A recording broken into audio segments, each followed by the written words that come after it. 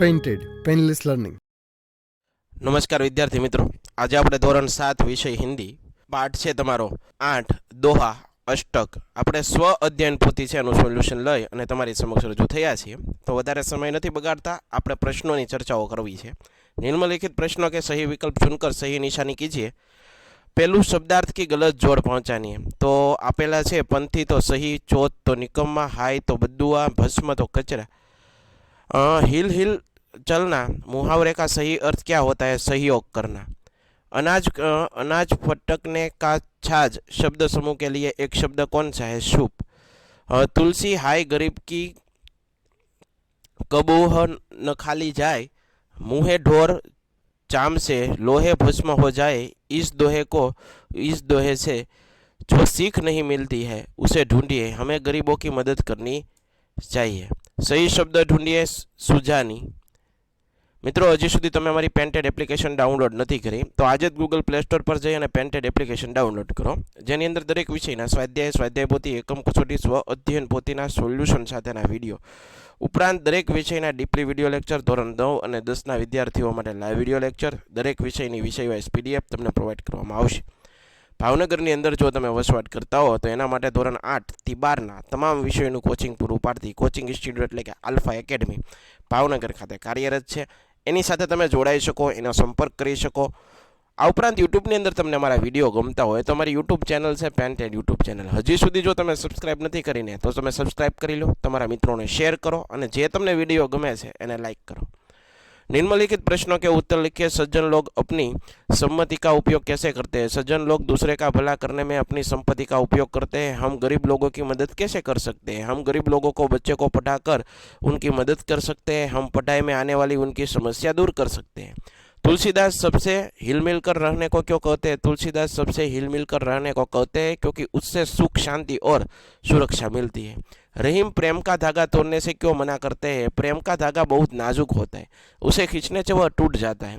एक बार टूट जाने पर वह फिर नहीं जुड़ता, अगर जुड़ता तो भी गांठ पड़ जाती है। इससे पहले जैसे संबंध की मधुरता नहीं रहती है, इसलिए रहीम प्रेम का धागा टूट जाए उसका ध्यान रखने के लिए कहते हैं। साधु पुरुष कैसा होना चाहिए और क्यों? साधु पुरुष शुभ जैसा स्वभाव वाला होना चाहिए। शुभ है फटकते समय अच्छे अपने पास रख लेता है और कचरे से बाहर फेंक लेता है। इसी तरह साधु को सार युक्त वस्तु ग्रहण करनी चाहिए और निम्न वस्तु छोड़ देनी चाहिए। कबीर जी लालच को क्यों बुरी चीज़ कहते हैं? लालच व्यक्ति की बुद्धि और उसके विवेक को नष्ट कर देता है। मक्खी लालच के कारण गुड़ पर बैठती है और इससे फंस जाती है, फिर वह पछताती है पर उससे निकल नहीं पाती। इसी तरह जो व्यक्ति लालच से पड़ता है उस अंत में पछताना पड़ता है। इसलिए कबीर जी लालच को बुरी चीज़ कहते हैं। गरीब की हाय के लिए कौन सा उदाहरण दिया गया? गरीब की हाय के लिए लुहार चौकनी का उदाहरण दिया गया है।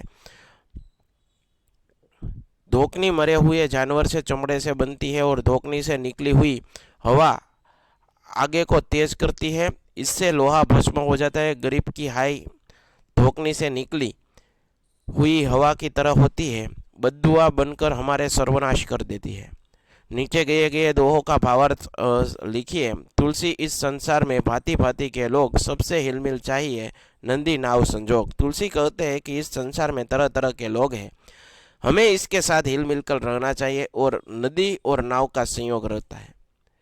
रहीमन धागा प्रेम का मत तोड़ो चटकाए, टूटे से फिर न जुड़े, जुड़े गांठ पड़ जाए।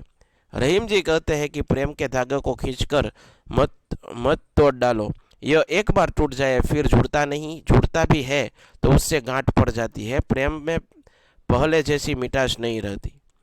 बड़ा हुआ तो क्या हुआ, जैसे पेड़ खजूर, पंथी को छाया नहीं, फल लगे अति दूर। बड़ा होने से ही किसका महत्व नहीं बढ़ जाता। खजूर का पेड़ बहुत बड़ा होता है पर उसके बड़े होने का क्या लाभ? उसके मुसाफिर को छाया नहीं मिलती और फल भी बहुत ऊंचाई पर लगते हैं।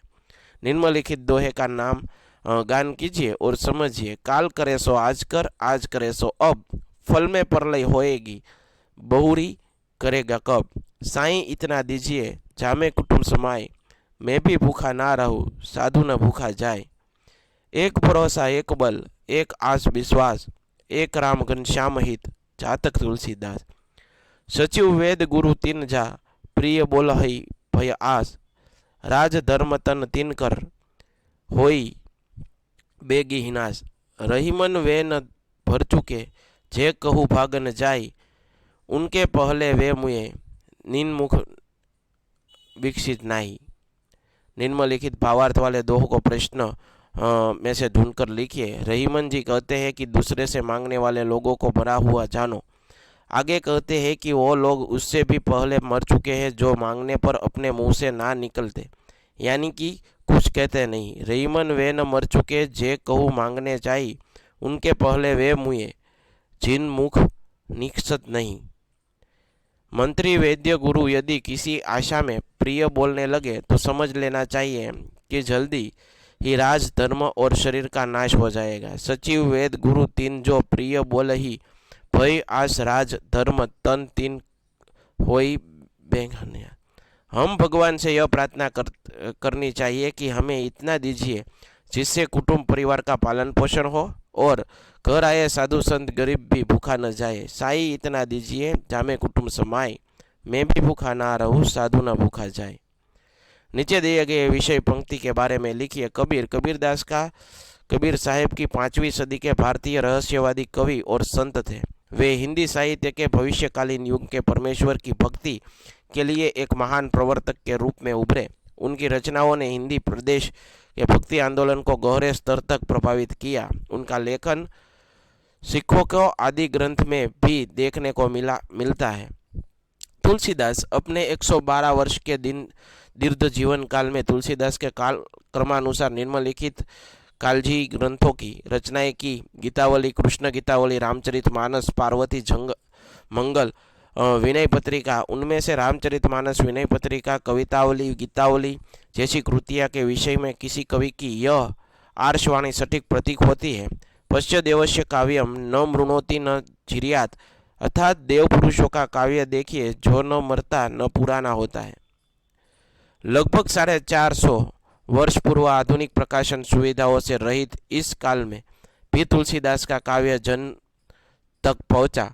यह उनकी कवि रूप में लोकप्रिय होने का प्रत्यक्ष प्रमाण है। मानस जैसे बृहद ग्रंथों को कंठस्थ करने का सामान्य पढ़े लिखे लोग भी अपनी सूचित एवं ज्ञान के लिए प्रसिद्ध होने लगे थे। रहीम, अब्दुल रहीम खाने खान या रहीम एक मध्यकालीन कवि, सेनापति, प्रशासक, आश्रयदाता, दानवीर, कूटनीतिज्ञ, बहुभाषाविद, कला प्रेमी एवं विद्वान थे।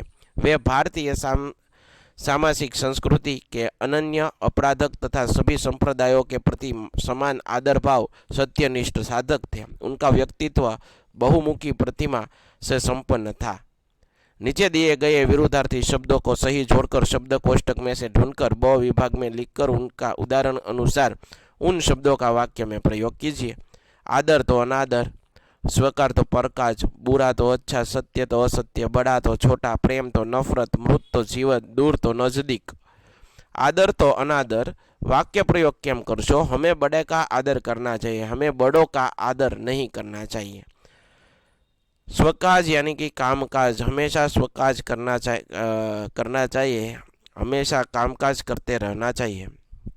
बुरा यानी कि भला, हमें बुरा काम नहीं करना चाहिए, हमें भला काम नहीं करना चाहिए। हमें सत्य का साथ देना चाहिए, हमें असत्य का साथ नहीं देना चाहिए। वो बड़ा शहर है, वे छोटा शहर है, हमें सबको प्रेम भाव से रखना चाहिए, हमें सबसे नफरत नहीं करनी चाहिए। वो मृत पशु है, वो जीवित पशु है, जो काफी दूर है वो नजदीक भी है। परिभाषा पूर्ण कीजिए। वाक्य में संज्ञा जिन शब्दों के प्रश्न किए जाए प्रश्न वाक्य सर्वनाम कहलाते हैं। कौन, किस, क्या और किससे ने। वाक्य में संबंध बताने वाले सर्वनाम को संबंधक सर्वनाम कहते हैं। जैसा, वैसा, जो, वह, जिसकी, उसकी। प्रश्न 8ब वाक्य में रेखांकित शब्द प्रश्नवाचक संबंधकवाचक सर्वनाम उन्हें दी गई तालिका में वर्गीकृत कीजिए। वह कौन आ रहा है? जैसी करनी वैसी भरनी। जो चलता रहेगा वह मंजिल तक पहुंच जाएगा। आज का इंसान इनाम किसे मिलेगा? जिसकी मेहनत उसकी सफलता। आप क्या ढूंढ रहे? किसने कहा आज मेहमान आएगी? पहला इनाम कैसे मिला? प्रश्नवाचक सर्वनाम किसे, क्या, किसे, किसने। संबंधवाचक सर्वनाम जैसी, वैसी, उसकी, यह। आप संयुक्त कुटुंब में रहना चाहोगे या विभक्त कुटुंब में? क्यों? मैं संयुक्त कुटुंब में रहना पसंद करूंगा। मनुष्य को अपने विकास के लिए समाज की आवश्यकता है। इसी आवश्यकता की पूर्ति के लिए परिवार का उदय हुआ है। संयुक्त परिवार के प्रत्येक सदस्य की सुरक्षा जिम्मेदारी परिजन बिल्कुल निभाते हैं। संयुक्त परिवार में सदस्य की संख्या अधिक होने के कारण कार्यों का विभाजन आसानी से हो जाता है।